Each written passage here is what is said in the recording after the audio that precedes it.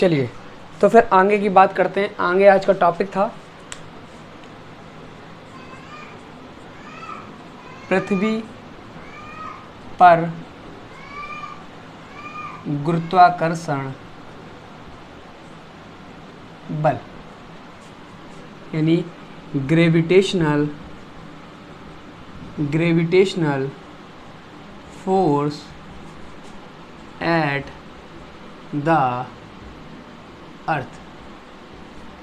जैसा कि हम लोग बात करते हैं, मान लीजिए ये हमारी कोई अर्थ है जिसका मास है मास ऑफ अर्थ और जिसकी रेडियस है आरी। ये बेटा आरी त्रिज्या है और ये जो मास है ये पृथ्वी का द्रव्यमान है।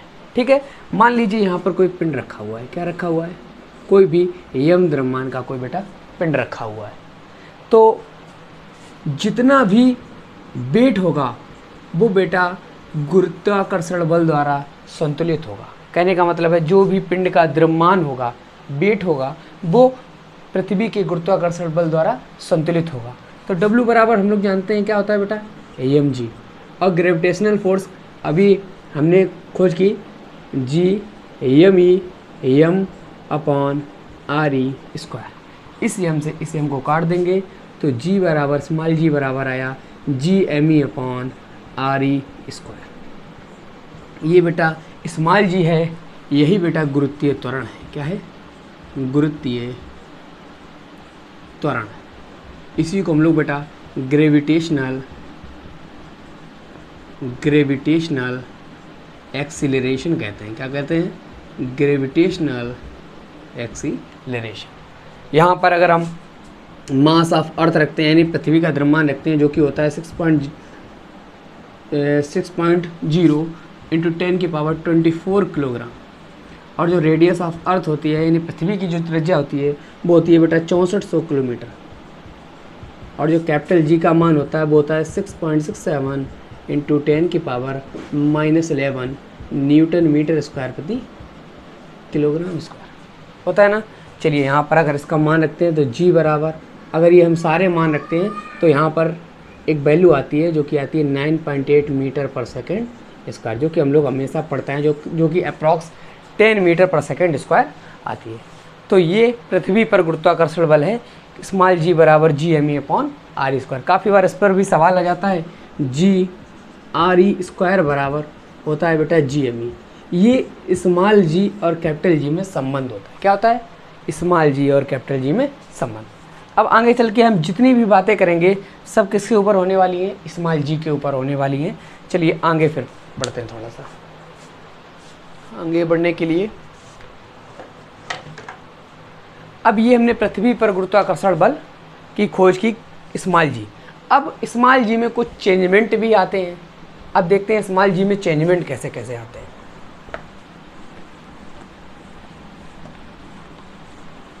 हेडिंग होगी बेटा स्मॉल जी में परिवर्तन। स्मॉल जी में परिवर्तन यानी कहने का मतलब है changement in small ji.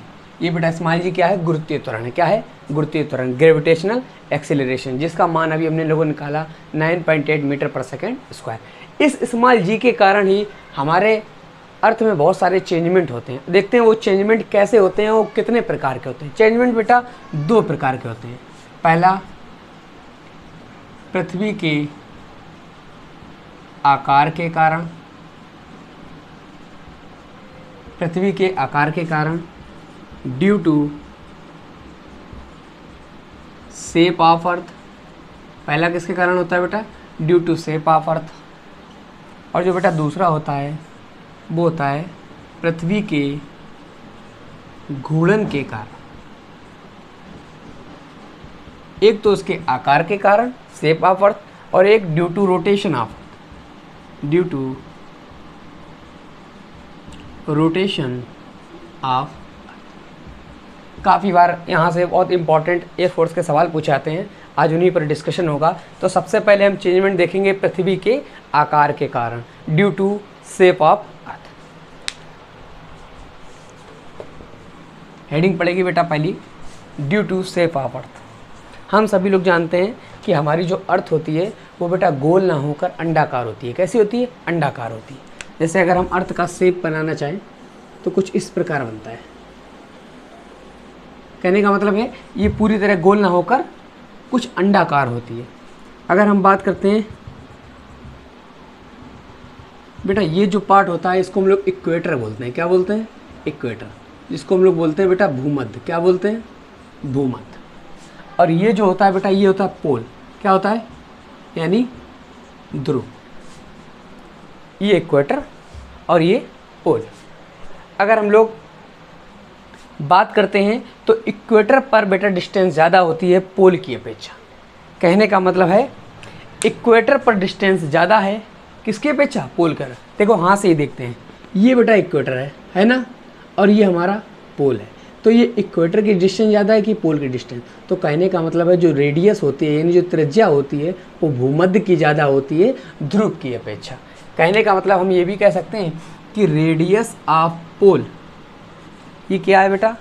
Sorry, radius of equator, ये है बेटा भूमध्य की त्रिज्या। ये ज़्यादा होती है किसके? पोल की अपेक्षा। किसकी अपेक्षा? ध्रुव की अपेक्षा। कहने का मतलब है रेडियस ऑफ भूमध्य ग्रेटर देन रेडियस ऑफ ध्रुव। बोल सकते हैं ना। और अभी हमने एक रिलेशन भी पढ़ा है कि स्मॉल g बराबर G_me/RE। कहने का मतलब है जिसका रेडियस ज़्यादा उसका g का मान।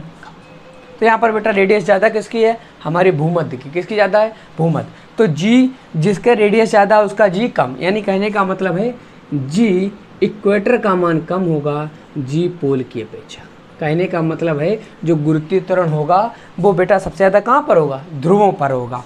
लिख सकते हैं g ऑफ भूमध्य लेस देन g ऑफ ध्रुव। हमें यही बस पॉइंट ज्ञात करना था। क्या चेंजमेंट आता है जी में?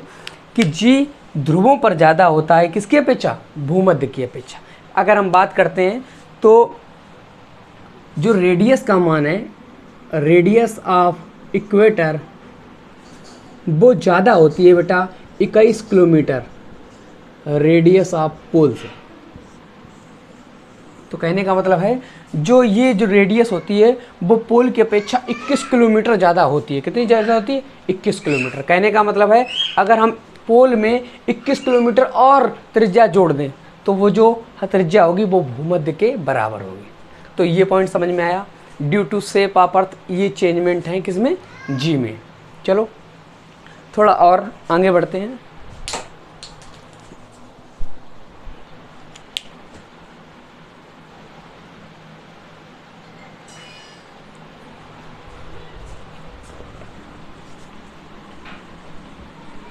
कभी कभी बेटा यहाँ से एक सवाल भी पूछा जाता है, उस सवाल के ऊपर बात करेंगे।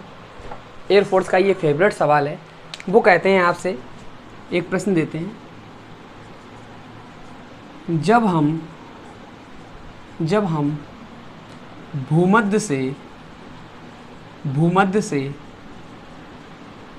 ध्रुवों की ओर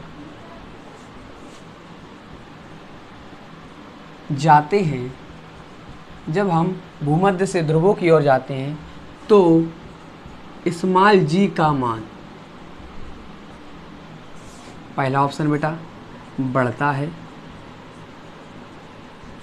दूसरा ऑप्शन घटता है, तीसरा ऑप्शन अपरिवर्तित रहता है, या चौथा ऑप्शन नन ऑफ दीज, इनमें से कोई नहीं। तो वो ये काफ़ी बार बेटा इम्पोर्टेंट है एयरफोर्स के लिए, काफ़ी बार ये सवाल आ चुका है। वो कहते हैं कि अभी हम यहाँ पर भूमध्य पर खड़े हुए हैं। कहाँ पर खड़े हुए? भूमध्य पर। और हमें जाना कहाँ पर है? ध्रुवों पर।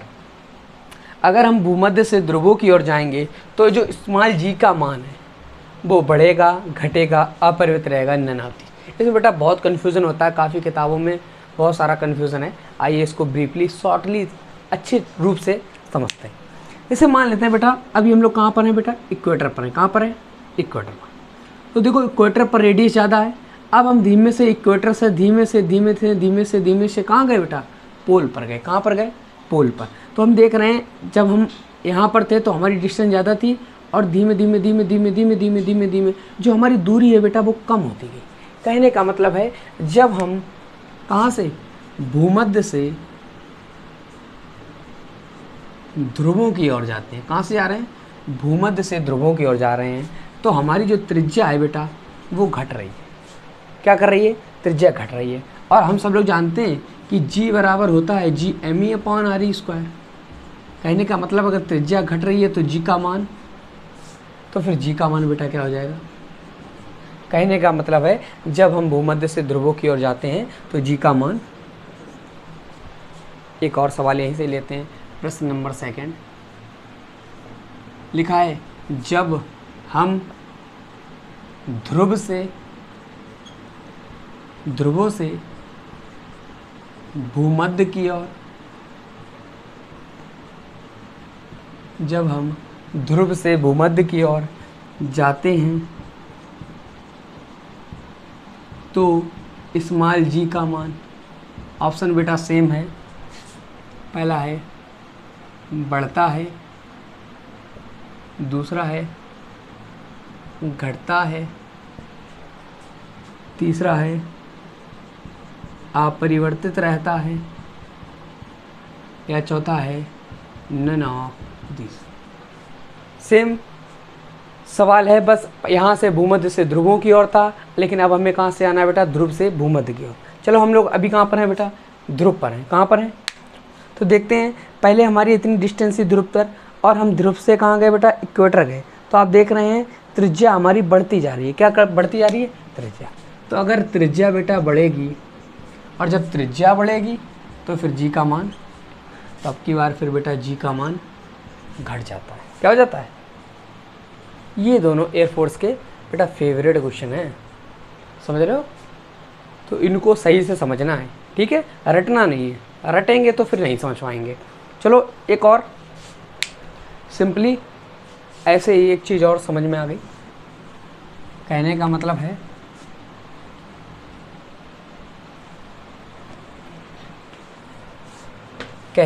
है अगर हम इक्वेटर टू पोल जाएं, कहाँ जाए बेटा, भूमध्य से ध्रुवों की ओर जाएं। कहाँ जाएं, भूमध्य से ध्रुवों की ओर। तो अगर हम भूमध्य से ध्रुवों की ओर जाएंगे तो सबसे पहली चीज़, अगर हम इक्वेटर से ध्रुवों की ओर जाएंगे तो हमारी जो त्रिज्या होगी वो बेटा घटेगी, और जब त्रिज्या घटेगी तो g का मान बढ़ेगा ना। अगर हम लोग बात करते हैं w यानी वेट, w बराबर होते हैं mg, g का मान बढ़ रहा है तो w का मान भी, तो फिर हमारा w भी, अगर वो आपसे कहे कि अगर आप भूमध्य से ध्रुवों की ओर गए तो द्रव्यमान, तो बेटा द्रव्यमान कांस्टेंट रहता है। क्या रहता है, कांस्टेंट। और कैपिटल जी भी ये नहीं बदलेंगे। अगर आप इक्वेटर से पोल पर जाएं या पोल से इक्वेटर पर जाएं, आपका m भी कांस्टेंट रहेगा, g भी कांस्टेंट रहेगा। अगर हम लोग बात करते हैं पोल टू इक्वेटर, कहाँ बात करते हैं बेटा, पोल टू इक्वेटर यानी ध्रुव से भूमध्य की ओर। अब क्या हम लोग ध्रुव से भूमध्य की ओर जा रहे हैं, तो देखो ध्रुवों से भूमध्य की जाने की ओर, तो हम लोग देख रहे हैं बेटा रेडियस जो है वो बेटा घट रही है। क्या कर रही है, और जब रेडियस घट रही है तो g का मान, रेडियस जो है बेटा बढ़ रही है। क्या हो रही है, बढ़ रही है। और जब रेडियस बढ़ेगी तो g का मान, जब g का मान घटेगा तो w का मान भी, w का मान घटेगा, मास कैपिटल G। तो ये पूरा कॉन्सेप्ट है जो पूरा निकल के, तो ये बेटा ये था due to shape of earth. कैसा था, शेप ऑफ अर्थ। अब दूसरा चेंजमेंट आता है जी में, वो होता है रोटेशन के कारण, due to rotation of earth. तो हम लोग बात करते हैं due to rotation of earth की। अब जो स्मॉल जी में परिवर्तन आ रहा है बेटा, वो आ रहा है पृथ्वी के घूमने के कारण। पृथ्वी के घूमने के कारण, due to rotation of earth. अब की बार जो बेटा स्मॉल जी में चेंजमेंट आ रहा है वो पृथ्वी के घूमने के कारण आ रहा है। और सबसे पहला इसमें पॉइंट समझ में आता है, पृथ्वी के घूमने के कारण दिन व रात होती है। कहने का मतलब है जब पृथ्वी हमारी घूमती है तभी बेटा डे और नाइट होते हैं। तो देखो पृथ्वी के घूमने के कारण देखते हैं स्मॉल जी में क्या क्या चेंजमेंट आते हैं। आगे चल के हम लोग बात करने वाले हैं पृथ्वी के रोटेशन के कारण। तो ये हमारी इक्वेटर है बेटा, क्या है ये? इक्वेटर। और ये हमारा पोल है, क्या है? एक फर्स्ट ईयर में एक एक्सप्लेनेशन आता है, पूरा डायरेक्ट लिख देते हैं। जी डैश बराबर g R e omega square cos square theta. ये बेटा पूरा फर्स्ट ईयर में एक्सप्लेनेशन करवाया जाता है। अभी हमारे एयरफोर्स में ये फार्मूला का बहुत महत्वपूर्ण यूज़ है, तो इसको एक्सप्लेनेशन नहीं कराते हैं, काफ़ी लंबा हो जाएगा, बस इस फार्मूले को याद रखेंगे। ये बेटा जो ये जी डैश है ये बेटा फाइनल जी है, कैसा है? अंतिम जी है। ये जी जो है ये इनिशियल यानी प्रारंभिक जी है। आर ई जो है ये बेटा त्रिज्या है पृथ्वी की। ओमेगा जो है बेटा ये कोणीय वेग है, क्या है? कोणीय वेग, एंगुलर वेलोसिटी है। और थीटा जो है ये भूमध्य से कोण है, क्या है बेटा? भूमध्य से। यहाँ से काफ़ी बार सवाल भी पूछे आते हैं, तो देखते हैं आगे चल के सवाल भी इस पर देखते हैं। तो सबसे पहले इसमें बेटा दो कंडीशन बनती हैं। कैसे कंडीशन बनती है? दो। पहली कंडीशन कि जब हम इक्वेटर पर हैं, और दूसरी कंडीशन जब हम पोल पर हैं। यहाँ से एयरफोर्स सवाल ये पूछता है कि यदि पृथ्वी अपनी धुरी पर घूमना तेज कर दे, मान लेते हैं अर्थ जो है हमारी बेटा वो रोटेशन करना स्पीड में करने लगती है, तो स्मॉल जी का मान बढ़ता है घटता है, वही ऑप्शन। और अगर वो ये कह दे यदि पृथ्वी अपनी धुरी पर घूमना स्लो कर दे या बंद कर दे तो स्मॉल जी में क्या फ़र्क पड़ता है। तो ये एयरफोर्स के फेवरेट सवाल हैं, आइए इनको देखते हैं। अगर हम लोग बात करते हैं एट इक्वेटर, किसकी बात करते हैं बेटा? At equator. हम लोग सबसे पहले कहाँ पर हैं? भूमध्य पर। कहाँ हैं? भूमध्य। तो जब हम लोग भूमध्य पर हैं तो बेटा ये जो थीटा है ये कितना है? यानी थीटा है 0 डिग्री। कितना है बेटा? यहाँ पर कोई एंगल नहीं है, चलिए इस फार्मूले में रखते हैं। तो जी डैश बराबर g R e omega square cos square 0। और कॉस 0 का मान होता है बेटा 1। तो जी डैश बराबर जी आर ई ओमेगा। ये बेटा हम लोग कहाँ पर आ गए?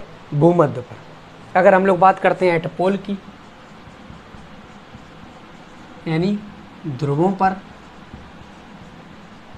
किसकी बात करेंगे बेटा? ध्रुवों पर। तो ध्रुवों पर थीटा बराबर हो जाएगा बेटा 90 डिग्री। कितना हो जाएगा? 90 डिग्री।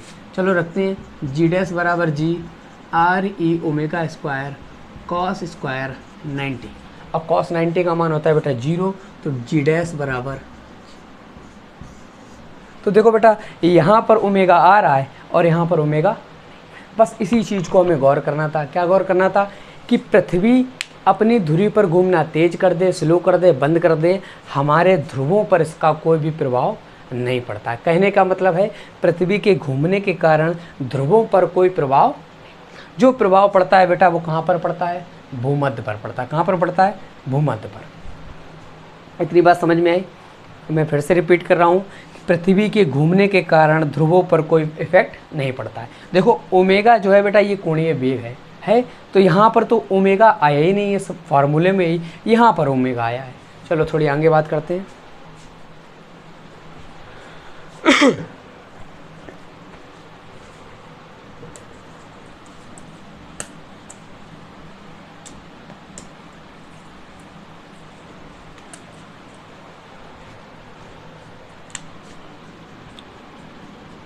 एट इक्वेटर,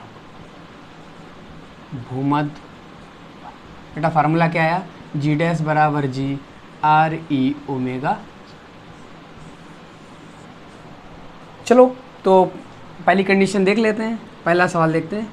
यदि पृथ्वी अपनी धुरी पर घूमना तेज कर दे, क्या कर दे बेटा? तेज कर दे। कहने का मतलब है यदि पृथ्वी अपनी धुरी पर घूमना यानी ओमेगा का मान बढ़ जाए, क्या हो जाए? बढ़ जाए तो जी के मान यानी स्मॉल जी के मान में क्या परिवर्तन आता है, बढ़ता है घटता है। चलो देखते हैं।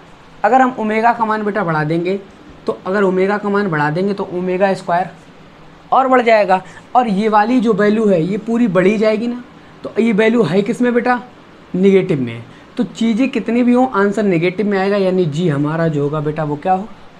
कहने का मतलब है कि पृथ्वी अपनी धुरी पर घूमना तेज कर दे तो स्मॉल जी का मान घट जाता है। सेकंड कंडीशन, पृथ्वी अपनी धुरी पर घूमना स्लो कर दे, क्या कर दे। अब एक बात बताओ बच्चा, अगर पृथ्वी अपनी धुरी पर घूमना स्लो कर देगी तो ओमेगा स्क्वायर और भी स्लो हो जाएगा। कहने का मतलब है ये वाला जो मान होगा वो कम हो जाएगा, जी बढ़ जाएगा, यानी आंसर आएगा पॉजिटिव में। किस में आएगा, पॉजिटिव में। जब पॉजिटिव में आएगा तो जी आपका बढ़ जाएगा ना। चलो अगली कंडीशन की बात करते हैं। मान लो पृथ्वी अपनी धुरी पर घूमे ही ना, ये भी तो हो सकता है कि पृथ्वी अपनी धुरी पर घूमना बंद कर दे, क्या कर दे, बंद कर दे। चलो अगर बंद कर देगी तो बेटा देख रहे हैं, अगर बंद कर देगी तो जी डैश बराबर बेटा क्या आ जाएगा, और ये जो मान होता है यही सबसे अधिकतम मान होता है। कैसा मान होता है, अधिकतम। यानी अगर पृथ्वी अपनी धुरी पर घूमना बंद कर दे तो वो कंडीशन जो होगी उसमें जी डैश बराबर जी यानी मैक्सिमम हो जाएगा, सबसे ज़्यादा अधिकतम हो जाएगा। तो ये स्मॉल जी के मान में परिवर्तन आए, जिसमें सबसे पहले हमने देखा पृथ्वी के शेप के कारण। सबसे पहले हमने पृथ्वी का शेप देखा कि वो गोलाकार ना होकर अंडाकार है, और हमने उसमें ये भी देखा कि जो रेडियस है वो बेटा पोल की ज़्यादा होती है, रेडियस होती है वो इक्वेटर की ज़्यादा होती है, पोल की कम होती है, ठीक है। उसके बाद में हमने देखा due to rotation of earth, घूमने के कारण। इसमें हमने सबसे पहले देखा कि अगर अब पृथ्वी अपनी धुरी पर घूमना तेज कर दे तो जी का मान घट जाएगा, पृथ्वी अपनी धुरी घूमना कम कर दे तो जी का मान बढ़ जाएगा, और पृथ्वी अपनी धुरी पर घूमे ही ना तो फिर ये सबसे मैक्सिमम कंडीशन हो जाती है हमारी कैपिटल जी की। चलो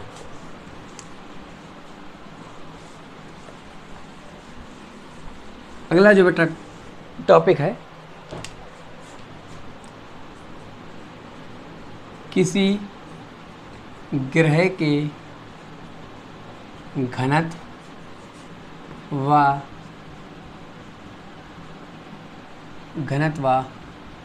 गुरुत्वीय त्वरण में संबंध। हम लोग अब देखेंगे कि किसी ग्रह के घनत्व और गुरुत्वीय त्वरण में क्या संबंध होते हैं।